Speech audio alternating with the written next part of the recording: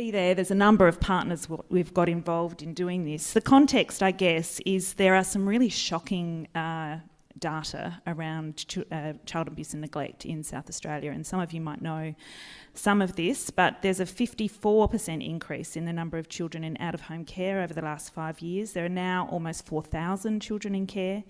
1 in 4 South Australian children are being notified to child protection before the age of 10, and in fact we think that's edging down to 1 in 3. So that's really shocking, terrible data.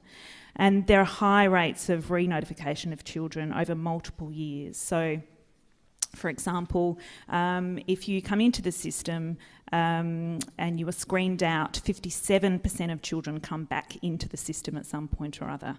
So with that data, we know there are really strong patterns of intergenerational child abuse and neglect, and that we hope that we can understand it better to be able to intervene early and intervene strongly to prevent that intergenerational child abuse and neglect. So we have a really strong reason for change.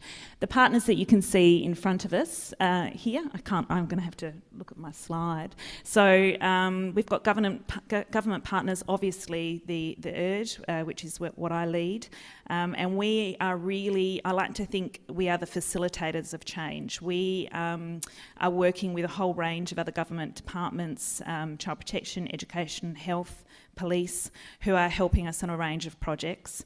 Obviously, we're working very closely with your mob, the Office of Data Analytics, and we're creating some data sharing infrastructure that includes a dashboard for children who come to the attention of DCP, that we will be able to fairly quickly have a clear picture of how they've interacted with the police, with the hospitals, with and other key services.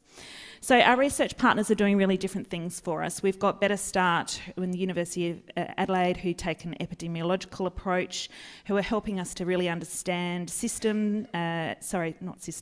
population-based data and intergenerational patterns. We've got the Australian Centre for Child Protection, who have done some analysis for us around existing case files and existing programs, and we've also got some postdoctoral fellowships out with various universities to provide us with key insights into, we think, some of our target populations.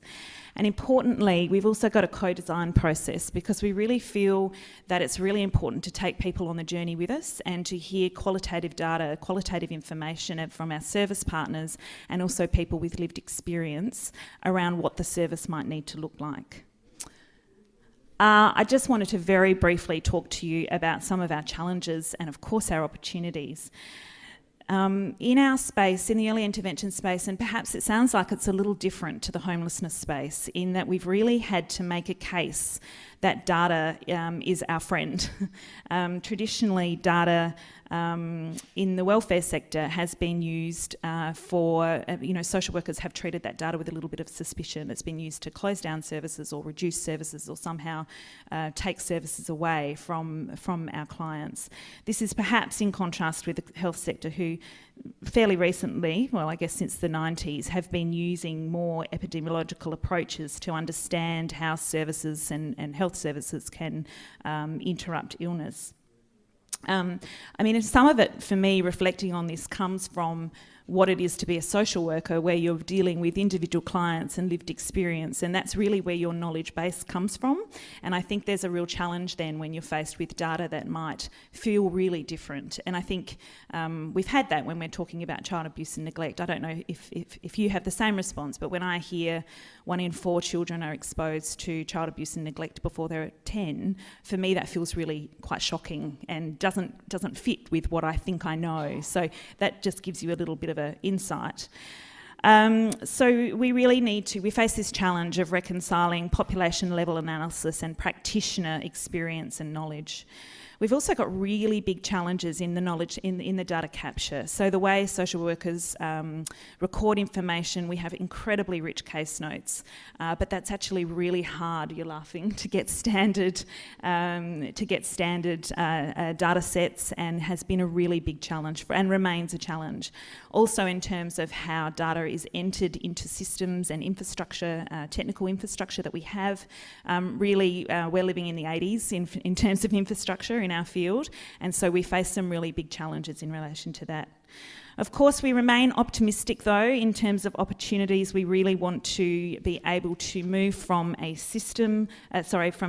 incident-based response system to child abuse and neglect to a more predictive system that's based on outcome measures and makes a real difference in our clients' lives. And to do that, we know we're going to have system planning that uses population data rather than just samples and surveys. So it's a brave new world, really. We hope to be able to identify major trends and things that are happening, and we think we're already are coming to a place where we're going to be doing that. We've identified target population groups and also key points of intersections in children's lives. What this will do is, as of next year, we will start recommissioning a range of services with specified outcomes that we hope, with better models, that will be able to make a difference in children's lives. Thank you. Great, thanks Alisa, and thank all of our presenters, both for the content but also keeping for time. That's great, thank you all. And there's a great way to round up actually, because it's a different focus, isn't it, from homelessness, but it's got lots of, I think, comparisons in terms of some of the challenges about both the collection and the use of that data and the interpretation of it.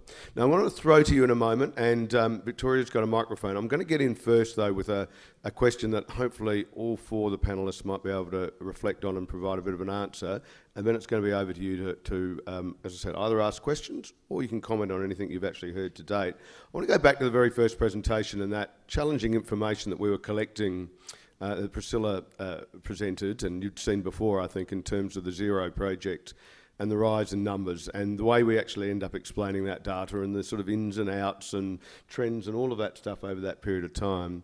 And my question is around, are there times when data and its presentation or its release can be more harmful than doing good? And can it actually take the sort of causes and practice backwards as we actually end up focusing on? And I can tell you, as a member of the Zero team that's been looking at this data really from the get-go, it's been quite a concern to us, because you look at this and you actually start to examine, as you're doing all this work, are we actually making some progress, or are we heading in the wrong direction? And gosh, this data isn't actually giving us this sort of affirmation and the sort of results that we've been looking for. So you might want to kick off just by reflecting on that question. Is there a time where it's best not to show data? And I'd be interested in, whether it's about that data or just in your own fields from the other panellists, and then it's over to you folks. I'm not sure I'd agree with this not showing the data, but I think any data needs to be contextualised and it needs to have a story with it. And data without that can be very dangerous, or potentially dangerous anyway. Yeah, that's probably where I'd start. Okay.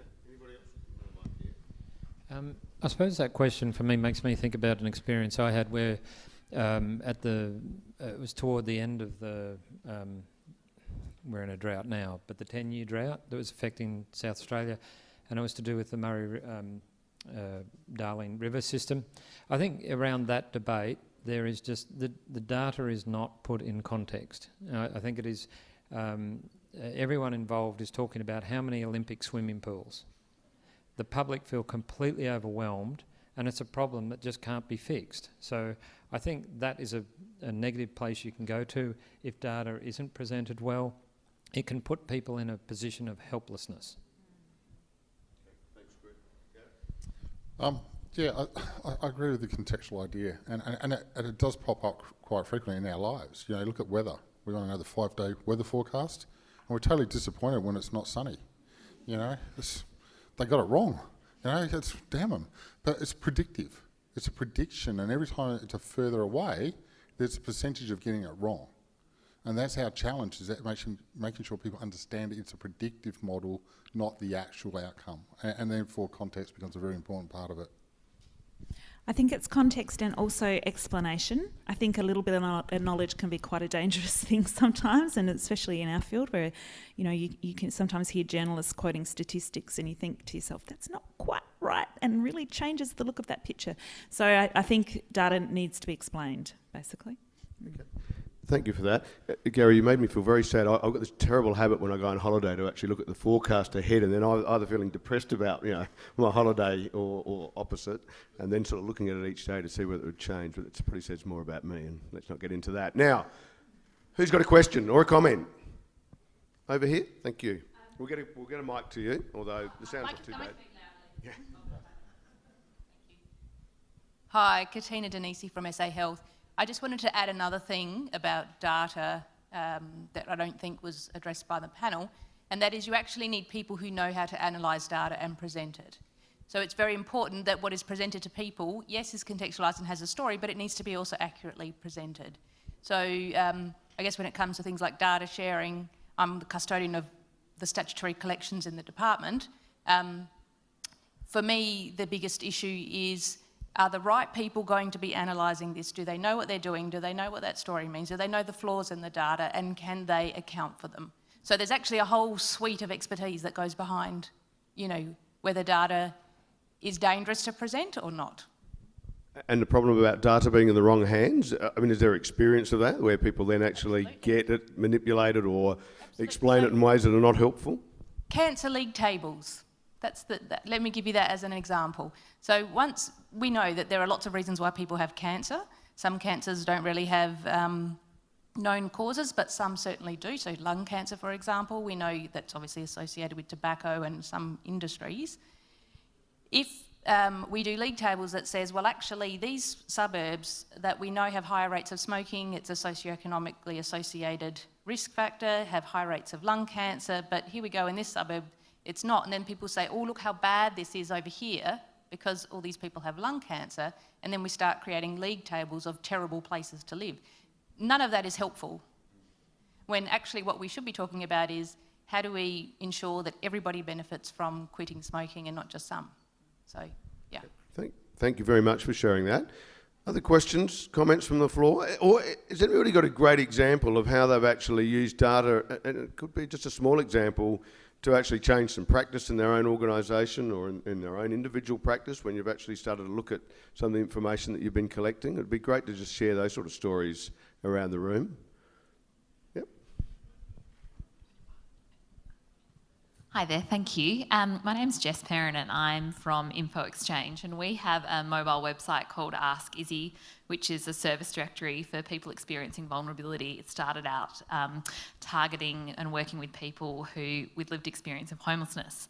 Now, this is a free website, we're a charity. The data that we have behind Ask Izzy is something that we have shared open source for people to be able to use. Now, what Ask Izzy is you can pick up your phone, plug in Ask Izzy and say, I need a bed tonight, or I need a meal, or I'm looking for counselling support, and it picks up your GPS location. You can also put in some identifiable characteristics to help you get to the right service, such as your gender, whether you identify as LGBTIQ, whether you're Aboriginal or Torres Strait Islander. When we launched this a few years ago, we did not expect to have the data set we have today. So we get about 150,000 searches a month, and we're touching on 3 million searches in total. Now, here is a data set on particularly people experiencing vulnerability in Australia that is never before seen, because people weren't walking around with a smartphone in their pocket about 10 years ago. And the information we have around services is usually at point of service, not when you're thinking about, do I need a service? So for us, that's a really great example of data. We have shared that through something called the Open Data Platform, and I encourage people to come to us to use it. We have this data, we want to share this data, we want it to inform policy and practice. It has in some instances. Governments have come to us asking for it, asking for greater detail. Service providers have said, this is a really interesting pattern in my local government authority. I didn't realise that there was this demand. So I think it's really, that data set is powerful, so please use it if you can. The second piece is around the positioning of ethics. And so our data is anonymous, there's no personally identifiable data. We don't pinpoint it down to the location where I'm standing here in this room. We do it at local government authority, so we try not to put people at risk. We have taken some conscious steps to put measures like that in place. It is part of our social mission as a charity. I'd be interested to hear the panel's thoughts on ethics in data usage. We know examples such as robo-debt, from Centrelink. How are those practices being put into place for organisations like us, which are hoping to share potentially data to improve the lives of vulnerable people, when there is no legislation parameters that are keeping up with the way that we are thinking? Thank you very much for that. I'm going to hand over to the panel. Just in terms of being able to get connection to the data sources that you're talking about, how do people do that? It's called the Ask Izzy Open Data Platform. Everybody got that? Ask Izzy.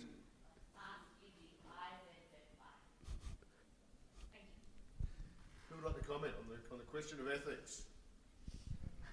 I can comment on it. It's something we're really thinking deeply about and doing some work on. Obviously, when children and young people and their families come in contact with our data sets, it's not voluntary. There's no voluntary consent given to that data, so we take that really seriously. Actually, you covered that in the start of your presentation as well, and that's something we're really reflecting on. I guess while we're doing that, we've set up some really important governance structures for the projects to make sure that there's proper oversight of how we're using the data, and that we've identified what we think is the risks, and that we're merging with them. But I think you're right, this is a brave new world, and we are really concerned about data security and what that means for children and young people. But I think for me at the moment, it's the governance arrangements to be able to try to monitor that and respond to that and keep thinking and working on it. One of the things that we set up in the public sector was around a thing called the Data Sharing Act. So we had a gap in the space in the public sector as a whole to share data between different agencies. A couple of years back in 2016, we pushed through an act that was based around the 5 safes. So safe people, safe storage, safe use, safe disposal, and I always forget the 5th one. But there's 5 of them. And the idea is that both parties have to demonstrate that you can be a trusted environment to share that data between each other. Now, so popular, we had to put some regs in so we could actually share it with university sector and also areas that would need data in times of emergency management, so power networks and telcos and things like that.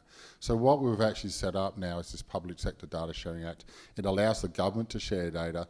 It allows both parties to sign off and be comfortable about what they're signing off. I think within our government, we need to share data at a fairly granular level. And the challenge then is about being confident that you are a trusted source to be able to use that data and make decisions. So the Public Sector Data Sharing Act, you can find that on our website. It's officeofdataanalytics.sa.gov.au, and there's a whole pile of information about how we share. So it's one way of sharing. I believe we're the first in Australia to have that. So it's a great way of making collaboration. And one of the great parts about it is that we have to report back to the government every year on who's sharing our data. Just before anybody else comments broadly, if you want to, about the ethical question, I might just sort of pick up on that, and I'd be interested if anybody in the room running services and organisations has an interest as you do your own evaluations, and for many organisations that operate in the non-government sector, they're sort of restricted effectively to the information they hold in their own data systems about the people they're actually working and engaging with, and they might be able to then get access to general ABS and other public information that's out there. But I think increasingly people are interested to understand whether the impact they're having has a lasting or sustainable value for the people they're working with, and to be able to effectively track or to see what the trajectory is for people, and do they actually have connections with a whole lot of other systems, whether that be in health, whether that be in justice systems and the like. And so I'm interested in whether there is opportunities to actually do that sort of interplay with the government and the sources of information government has in that regard. Yeah, look, the industry I'm in, we've been pretty well at the cutting edge most times. We actually shared data before we had a cool name called open data. We used to do it just naturally between our industry sectors. What we're actually seeing is this enablement of technology in our palm and in our offices. What we're starting to see now is this thing called citizen science. The citizens start to become the scientists. Organisations are becoming the data collectors, and they're all asking, like, where do I put it? I want to work as a social democracy here. I want to give this thing away so other people can benefit from it. And I think the challenge for government is what platform do we actually enable to allow a bunch of standards be in place, the ethics be wrapped around it, and we've got an environment where we can trust and share. And I think that's the challenge that's going to be sitting in front of us over the next 3 to 5 years. Thank you. Does anybody else want to comment more broadly on the ethical issues? I mean, I think for the Zero project, the ethics question is live all the time. We're thinking about this. We're collecting people by name and by need. They are identified. We are sharing data between the partner agencies. So this is a real issue. Adelaide's a small, it's not really small, but it's a small place, and we're talking about a relatively small number of people. Some of these people are known, they're visible, and this is where that, that need to take care is so important. If we're using apps to drop pins and let services know where people are people agreeing to that? Are they aware that sort of information is being collected about them? So I think it's an issue we talk about constantly.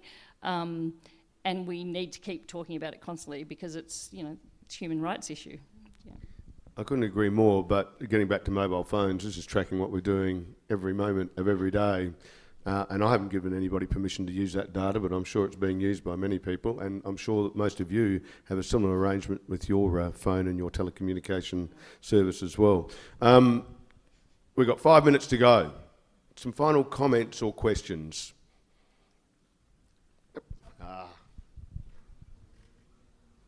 Thank you, panel. I'm going to reflect back to a presentation. I'm sorry? Oh, okay, yes. My name's Tom. I work with AFS, the Aboriginal Family Support Service. This morning we heard from one of the presenters from America about his experiences in Roanoke, where he personally interviewed 12 people who were homeless to trace their stories. How would you as panellists reconcile the lived experience and the stories that develops and the cold hard data? Because I'm aware with the Viaspedit, the reports that it generates tend to be kind of 1, 0s, up to 3, etc., but it doesn't really capture the person's experiences. So where do you sit on that technical and tricky conundrum, whether it's a qualitative or quantitative kind of data set? Priscilla, you might want to start. Yeah, sure. And it's interesting because I sit in the position where I get to see some individual story. So if you think about a data set, I get to look across the line at an individual person, and I sometimes am privy to the bigger story than just the numbers I see in front of me. And then I get to look down the line and look at the aggregated data. And I think the aggregated data, the numbers, can never tell those individual stories, and we can't expect them to. And I think people are often seeking simple sort of answers, and the answers aren't simple. So I think we need to do both. We need to look down the lines, we need to look across the lines, but we never can forget that behind those numbers are all those 226 people sleeping rough tonight. We have to keep them alive in our thoughts. Greg, did you want to say something about the power of stories and data and how you use both of those to effect? Yeah, absolutely. So I think that example that you just mentioned there, that's going to be really powerful in terms of creating that emotional connection. So, and I think if you can humanise a story, it makes it really relevant, people can understand it and therefore connect with it. I think the other thing is when you're telling a story like that, you've just got to be really careful. I think that you are responsible in the way, for want of a better word, it's easy when you're working with individual stories that really touch the heart. You have a responsibility, I think, then to go back to the data and check your key message and make sure that I'm telling this individual story, I'm breaking someone's heart, but am I romanticising the issue or am I delivering against what the data tells us? So key messaging is really crucial, and I think that's a really important discipline that sometimes people will go, I'll tell that yarn because, wow, that's going to really attract people's attention, but you're telling the wrong story. Go back to the data and check it. Apply that discipline. That being said, I think it's also really important to, when we're doing quantitative data, the outliers are always really interesting, and I think the same also, my experience of running this co-design process so far across South Australia, where we're talking to people, parents, birth parents who have had a lived experience of the child protection system. There's been some very interesting qualitative data that can sometimes interrogate the quantitative. So I'm a mixed methods researcher, and I'm an absolute believer that the two have to go together, especially when you're talking about service design and system reform. Okay, there's an opportunity for another question. I'm going to finish up by just asking a general question to get a comment, a fairly brief comment from each of our panellists. But before I do that, I don't want to cut anybody off. So if there's somebody that's got a burning question, a comment to make. No? Gone. Okay, we're going to finish with this. I'm going to ask each of the panellists, what's exciting you about data at the moment? We said, this is an exciting topic. So that might be about, the things that are emerging things and opportunities. You can answer it however you want, whatever keeps you up at night feeling excited about data. I mean, I'm excited by the increasing transparency about data about homelessness in Australia. And I find it hard to believe that politicians can continue to ignore this, so that if it's put out there and it's put out there transparently, I really believe that some action will flow, or I hope anyway. So much depends on how clean the data is, how it's been entered, who's entered it. So for me, data feels so complicated to really properly understand, but I am optimistic, and I do think that in years to come it will completely change how we fund services, and it will completely change how we plan services. And I hope in 20 years' time we look back and say, oh, aren't we better at that? I'll have two. I suppose what's exciting me is the fourth industrial revolution. This new technology that's coming in every day, things we haven't seen yet. There's going to be 4,000 satellites in the sky shortly telling us information we can't collect. That excites me. The other part of that is understanding where we are at and being able to see the unknowns right now. And geography is going to play a huge role. We don't know it yet, but it will play a huge role in the way we move our business forward in the future. I think, for me, I suppose it's the power of, getting people around a subject and to talk about it with clarity in mind. And I suppose people committing to just evidence-based thinking and just separating the subjective to what we can actually see. And I agree, it's complex. That's the challenge. But at least I think I just get a sense now that people are more committed to saying, can we see the science behind that? Can we see the numbers behind it? And can we have the intelligent debate as opposed to that subjective, I reckon, based on survey of one. So I think the clarity that it brings to intelligent debate, I think, is what excites me. Fantastic. Thanks for sharing those insights. I'm going to finish in a moment, but I'll just actually say what excites me, which is a very sad thing. I get excited whenever the Productivity Commission releases its ROGS reports every year, and I'm the sort of first one on site. It's a very sad revelation, really, isn't it? But I say it because I actually firmly believe that we have access already, and we'll get access to a whole lot more information and data. And I do feel a bit sad that we tend, and I say this for collectively as a sector, that we don't tend to use it as effectively in any of those areas that I mentioned right at the outset, to inform our practice and improve our practice, to inform better public policy, and thirdly, to actually advocate for better outcomes and opportunities for people. So having said that, I want you to actually join me in thanking our four panellists. And thank you for participating in this final session for today. We've got one more, I think, wrap-up session, which is going to be outside, and go and enjoy. Thank you very much.